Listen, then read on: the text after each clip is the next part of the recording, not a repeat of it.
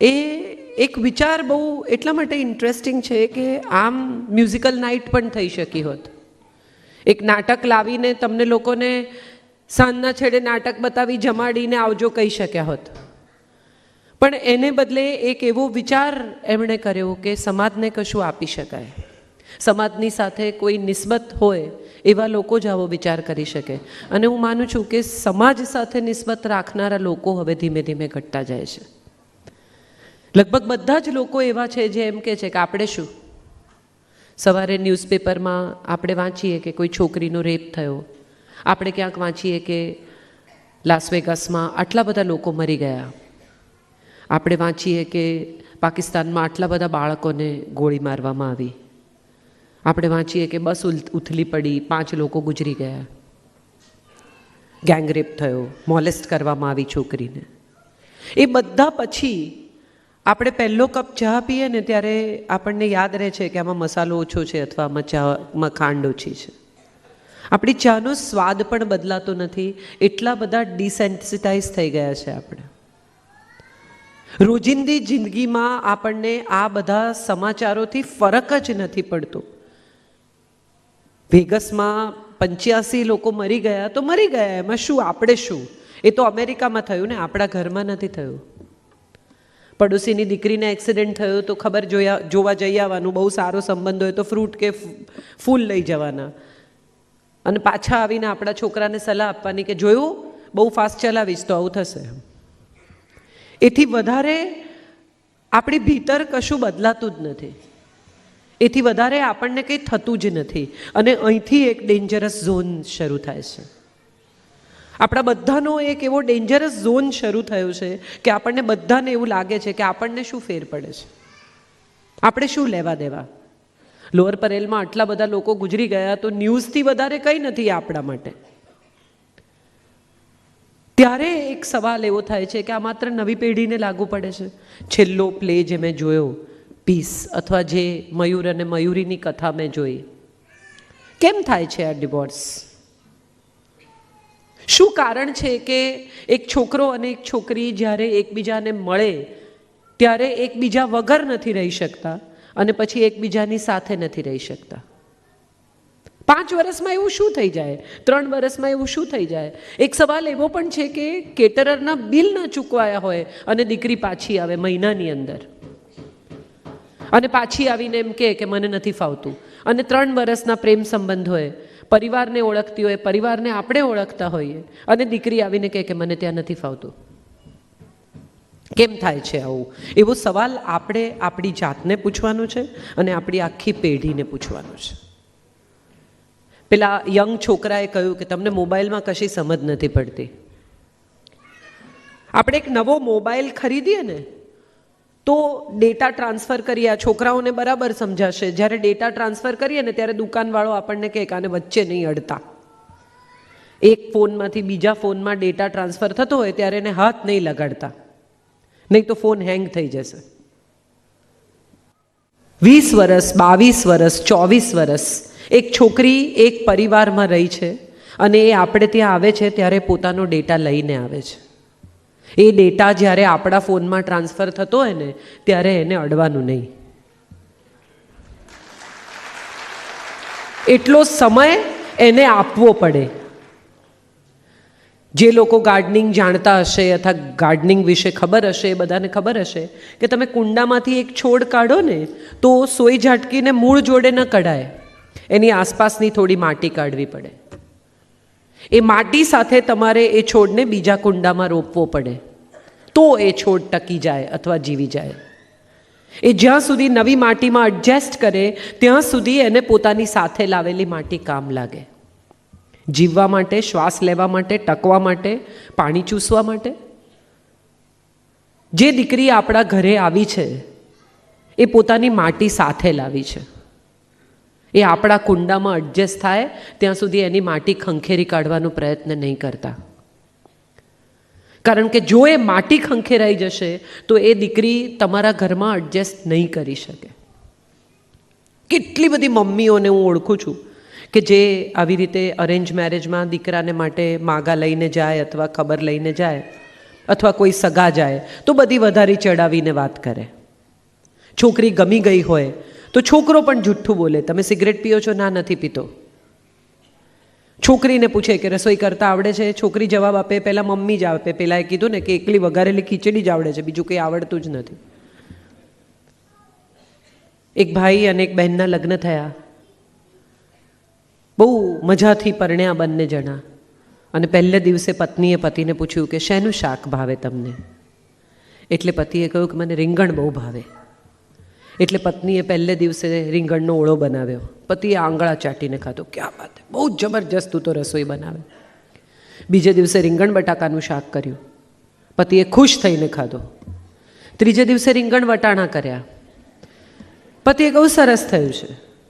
ચોથે દિવસે રીંગણ ફ્લાવર કર્યા. પતિ કંઈ બોલ્યા નહીં પણ ખાઈ લીધું. પાંચમે દિવસે જ્યારે એણે એકલા રીંગણાનું ભરેલું શાક કર્યું ત્યારે પતિએ બૂમ પાડીને કહ્યું કે મા બાપે કંઈ બીજું શીખવ્યું છે?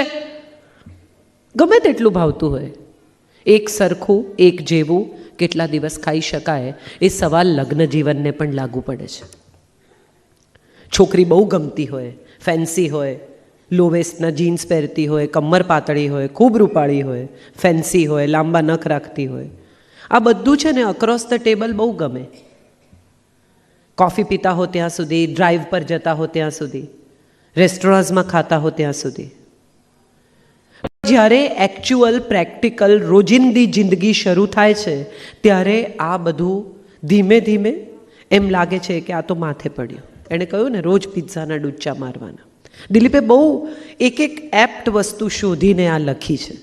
મારો દોસ્ત છે દિલીપ રાવલ, અને હું જાણું છું કે એને પણ ખૂબ ઊંડી સામાજિક નિસ્બત છે, જિંદગી સાથે બહુ નજીકથી કામ પાડે છે, એટલે આ વાત લખી શકે છે. બહુ રૂપાળી હોય છોકરી. હું ઘણીવાર ઘણા કાર્યક્રમોમાં પૂછું છું, જે લોકોએ મારા યુટ્યુબ વિડીયો સાંભળ્યા હશે એમને ખબર હશે કે બહુ રૂપાળી છોકરી, ઐશ્વર્યા રાય જેવી દેખાતી હોય, અડો તો મેલી થઈ જાય, એટલી રૂપાળી. પણ મોડું અને સુરતી નીકળે તો કેટલા દિવસ ગમે.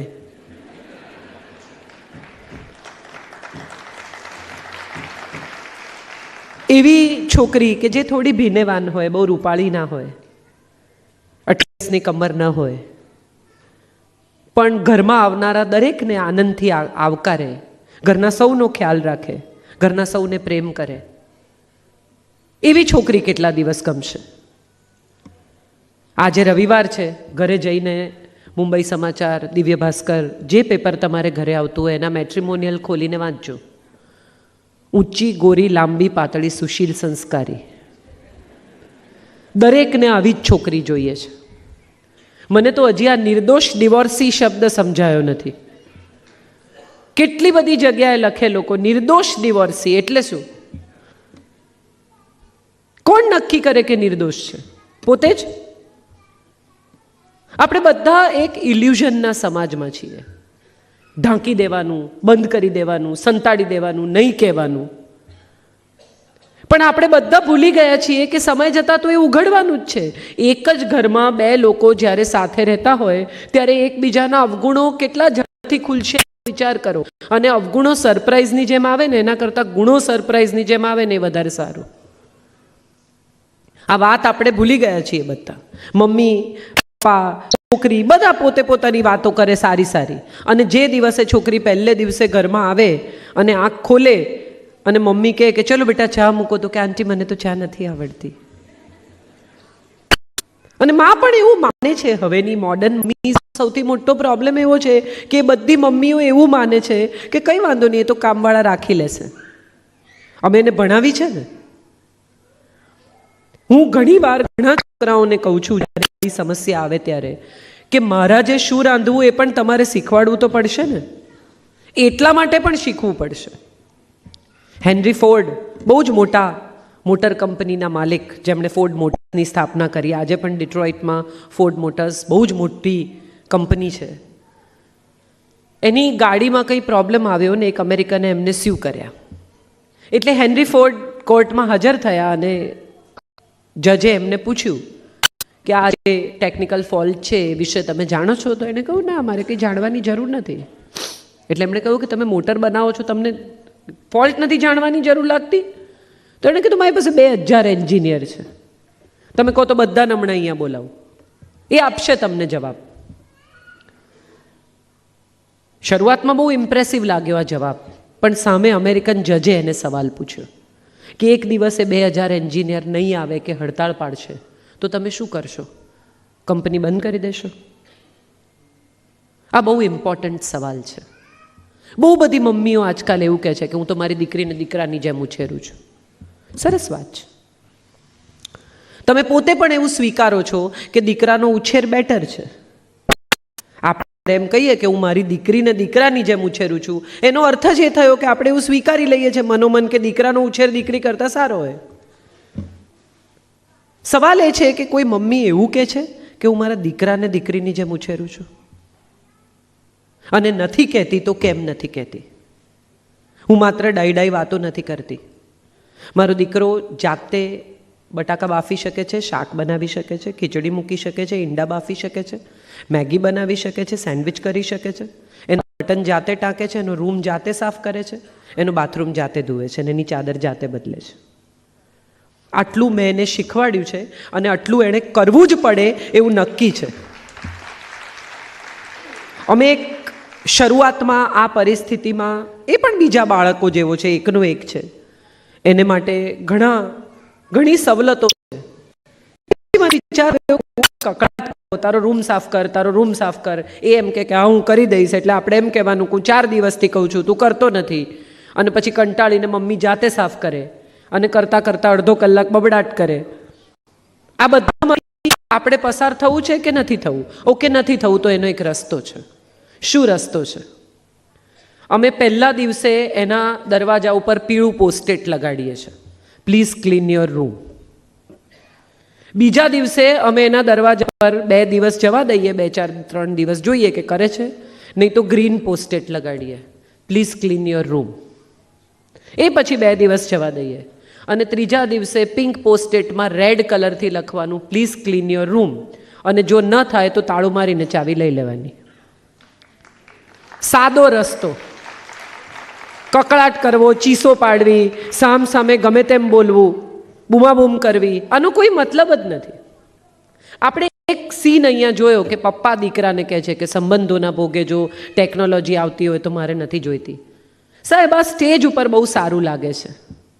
ખરેખર કેટલા પપ્પા હૃદય પર હાથ મૂકીને એવું કહી શકે છે કે જમતી વખતે ફોન સાઈડમાં મૂકી દે છે? બહુ આમ જોવા જાઓ ને તો આપણી જિંદગીના સવાલો એ છે કે જેને આપણે એડ્રેસ કરતા જ નથી. છોકરાઓને આપણે કહીએ છીએ ફોન મૂકી દે, જમતી વખતે ફોન નહીં લેવાનો, પણ પપ્પા પોતે જ ફોન આમ રાખીને કે ફોન મૂકી દે, જમતી વખત નહીં લેવાનો. એનો કોઈ મતલબ નથી. કેટલી બધી મમ્મીને હું ઓળખું છું કે જે નાનું છોકરું હોય 4, 5, 7, 8 વર્ષનું, એને કે જમતી વખતે ટીવી નહીં જોવાનું, ટીવી બંધ કર, આખો દિવસ ટીવી જુએ છે. અને એવો ટાઈમ આવે કે મમ્મીની બેનપણી આવે એટલે કે જા બેટા કાર્ટૂન જો.